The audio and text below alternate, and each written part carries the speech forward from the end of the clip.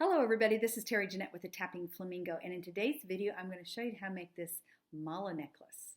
The tools you will need in order to make this mala necklace are a pair of scissors, a crochet hook, one of the little ones. This one actually is a B or 2.25 millimeter.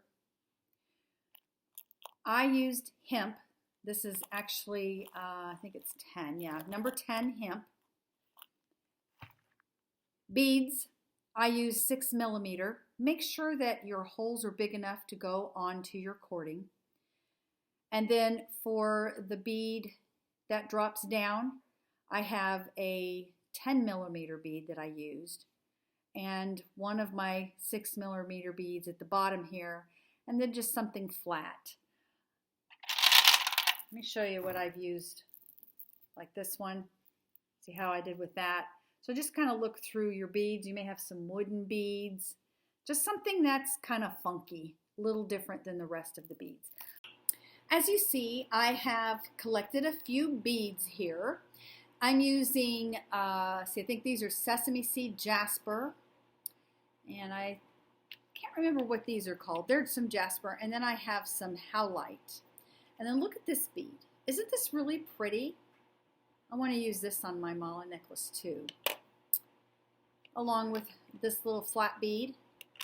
But what I've done, I have 108 beads. That's how many you need for a mala necklace.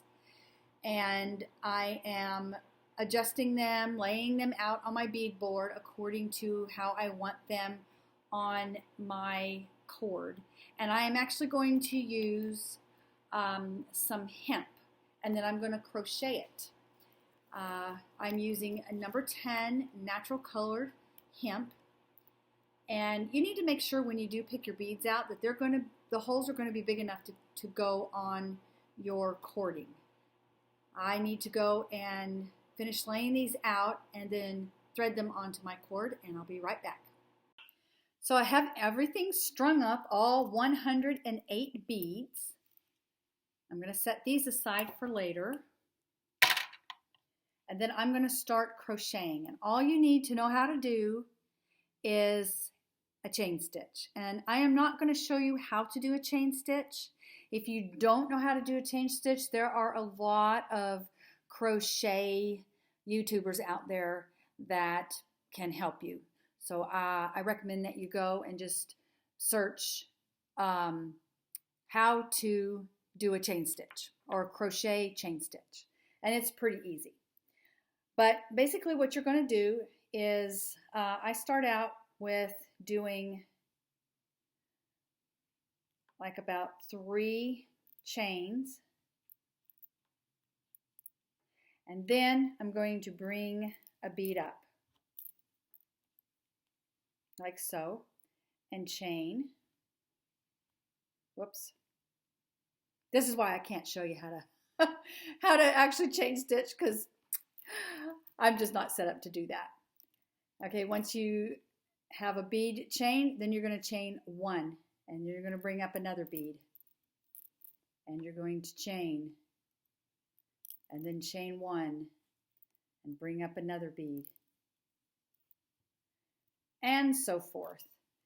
This is going to take me a while to do, so let me go do this, all 108 of them, and I'll be back to show you what the next step is. So I crocheted all 108 beads, and then I chain 3, and I'm just going to go ahead and finish it off by bringing the cord through there. And then you have these 2 long cords. And I'm just going to even them out here a little bit. You do want to make sure you leave pretty long tail on both sides, because that's how you're going to feed your other beads through. All right, so what I want to do next is go ahead and thread these beads on here. I've got this one threaded.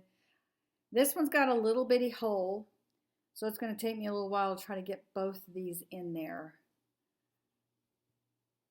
So I may have to work on it and then come back.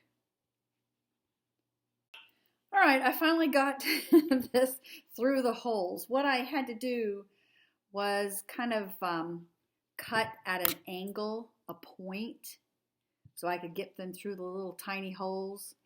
And anyway, after much finagling, I was able to get it done. So then the next thing I want to do is make sure that these strings are pulled all the way through tightly. And FYI, if this hole is like too big, you're going to want to probably do an overhand knot at the top here. I don't have that problem with these beads because the holes are pretty small. At the bottom here, I am going to want to do an overhand knot.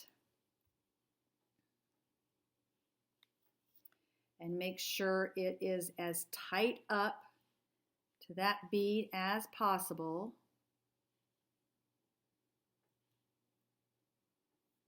And I think I'm going to actually do another overhand knot. Again, feeding it as close to that bead as possible, because you don't want the bead to come off.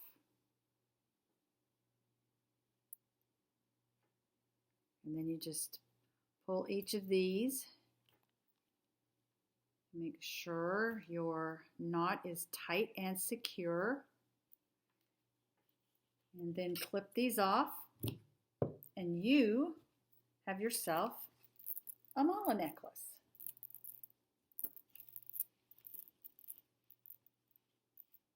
All right, I was able to actually also have it fit on my wrist. Go ahead and take it off and put it around my neck. You can double it up.